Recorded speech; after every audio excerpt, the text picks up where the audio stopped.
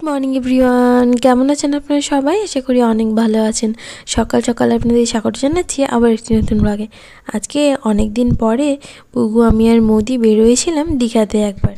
দীঘাতে এতবার পুগু এসেছে, কিন্তু একবারও দীঘা সায়েন্স সিটি ঘুরে দেখেনি। আর আমারও এখানে আসা হয়নি প্রায় 5 থেকে 6 বছর। মোদি এলো অনেক দিন পরে। সবার প্রথমে টোটো করে পৌঁছে গিয়েছিলাম এখানে, আর এসেই দেখে নিয়েছিলাম টিকিটের প্রাইসগুলো। এখানে বিভিন্ন শোগুলো হয়, আর এজ অনুপাতে বিভিন্ন দামও আছে। প্রথমে পুকুর হাইট মাপা হলো, যেহেতু ও ছোটো ছিল তাই ওর টিকিট লাগেনি। টিকিট ছিল আমার আর মৌদির। আর এইখানে ছিল বিভিন্ন শোয়ের টাইমগুলো, ওইগুলো দেখে নিজেদের পছন্দ মতো শোয়ের টিকিট আপনারা নিতে পারেন। ব্যাস, টিকিট তো কাটা হয়ে গেল। চলুন এবার ভেতরের দিকে যাই। বেশ সুন্দর করে কিন্তু সামনের দিকটা সাজানো হয়েছে, যেহেতু শীতকাল সেক্ষেত্রে ফুলের অভাব তো নেই। আর সবার সামনের দিকে ছিল এই ট্যাপের কলটা, যেটাকে দেখে সবারই বেশ ভালো লাগবে। মোটামুটি মনের ভিতরে একটা ধারণা তো আসবেই যে জলটা এইখানে কিভাবে, কেন কোনো পাইপ ছাড়াই সামনের দিক থেকে পড়ছে। দেখেছেন তো সামনের দিকটা কি সুন্দর করে সাজানো। চলুন এবার ভেতরের দিকে যাই। সবার প্রথমে এসেই এইদিকে এই জিনিসগুলো ছিল, সবাই মিলে আমরা হাত দিয়ে দিয়ে টানটানি করে দেখছিলাম। অ্যাকচুয়ালি একটা পার্টিকুলার জিনিস ঘুরলে ওই যে শেপ ওয়াইজ ঘূর্ণনের পরিমাণটা কেমন হয় বা গতিটা কেমন হয়, ওইটাই ওখানে দেখানো হয়েছিল। এরপরে চলে এলাম লাইফ সায়েন্সের সেন্টারটায়। এখানে অনেক কিছু জিনিস ছিল, আর এই ছবিটা দেখে আমার এত ভালো লেগেছে, কয়েকটা ছবিও তুলে নিয়েছিলাম সামনেরটায়।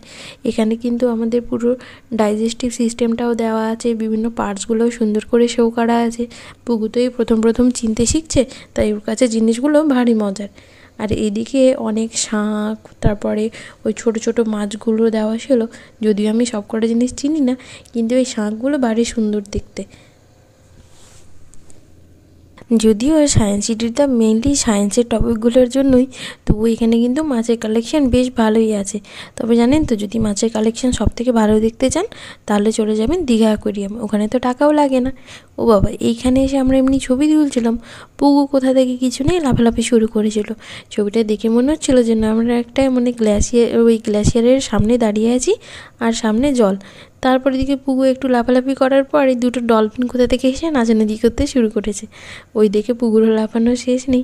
এই দেখুন, ও যতটা লাফাচ্ছে ছবিতেও দেখে মনে হচ্ছে ও সমুদ্রের জলেই লাফালাফি করছে। আর আমরাও বেশ ভালোই মজা করছিলাম দাঁড়িয়ে দাঁড়িয়ে। পুরো সেন্টারটা ঘুরে দেখতে প্রায় 1 থেকে 1.5 ঘন্টা বা 2 ঘন্টা মতো লাগতে পারে। এরপরে চলে এসেছিলাম এই আয়নাগুলোর কাছে। এখানে তো 3টা আয়না থাকেই। ব্যাস, পুকুরে দেখে অবাক হচ্ছিলো কোনটায় ছোটো লাগছে, কোনটায় লম্বা লাগছে, কোনটায় আবার বাঁকা টেরা লাগছে। একবার আবার নিজে পড়ে গিয়েছিল, এমন হুটোপুটি করছে এদিক ওদিক, ওকে সামলানোটা মুশকিলের ব্যাপার। আপনারা আশা করি দীঘাতে এসে এই জায়গাটা অনেকবারই ঘুরে গেছেন, তবে আমার এখানে প্রথমবার আসা স্কুল থেকে। আমাদের একটা টাইমে এখানে সেই এক্সিবিশন হতো, ওই টাইমে এসেছিলাম প্রথমবার।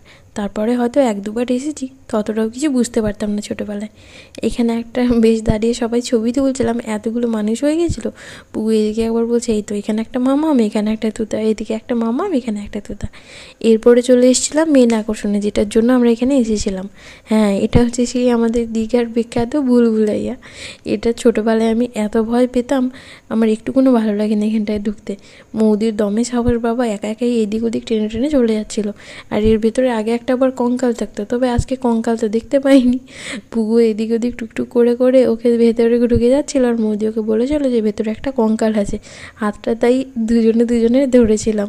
আমি একদিকে ক্যামেরা ধরে আছি, ওই জন্য আয়নাগুলোও দেখতে পাচ্ছিলাম না। ওই জন্য পুগুকে মাঝখানে রেখে দুজনের হাত ধরে ধরে এদিক সেদিক যাতায়াত করছিলাম।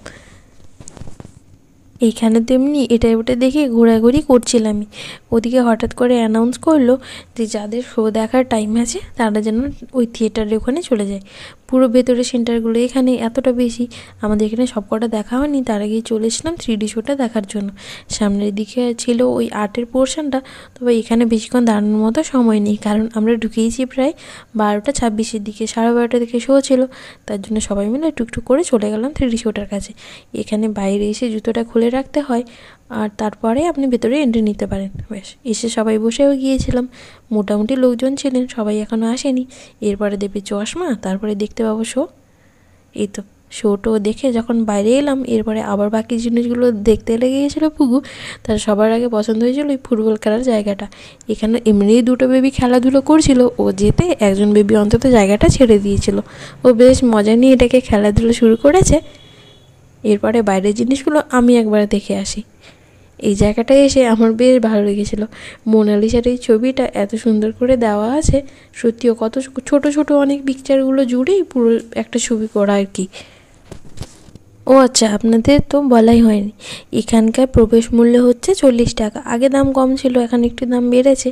ভেতরে যা জিনিস আছে তাতে সত্যি 40 টাকা অনেক ভালো জিনিস। আর বাচ্চাদের নিয়ে সময় কাটানোর জন্য 1.5-2 ঘন্টা বেশ ভালো, কারণ বাচ্চাদের বিভিন্ন বিষয়ে উৎসাহিতও করা যায়। আমরা এতগুলো জিনিস দেখছিলাম, তারপরে সেই একটা জায়গা আছে না যেখানে যে ফলের ভেতরে গলাটা কাটা রাখা অবস্থায় দেখা যায়, ওইগুলোর কাছে সবথেকে বেশি সময় কাটিয়েছি। এরপরে ছোটো দেখে চলে এলাম বাইরে, কারণ এখান থেকে আবার অন্য কোথাও যাওয়ার আছে। ভেতরে ক্যান্টিন আছে, বিভিন্ন খাবারও পাওয়া যায়, প্রাইসগুলো সাইডে দেওয়া আছে। আর বাইরের পার্কটাও বেশ সুন্দর, শীতকাল তো তাই সুন্দর সাজানো গোছানো। আজকে ট্যুরিস্টের পরিমাণটা ভেতরের দিকে বেশি থাকলেও পার্কে কিন্তু বেশি ছিল না। এমনিতে এসছে তাই বললাম চলুন পার্কটা একবার ঘুরে আসি।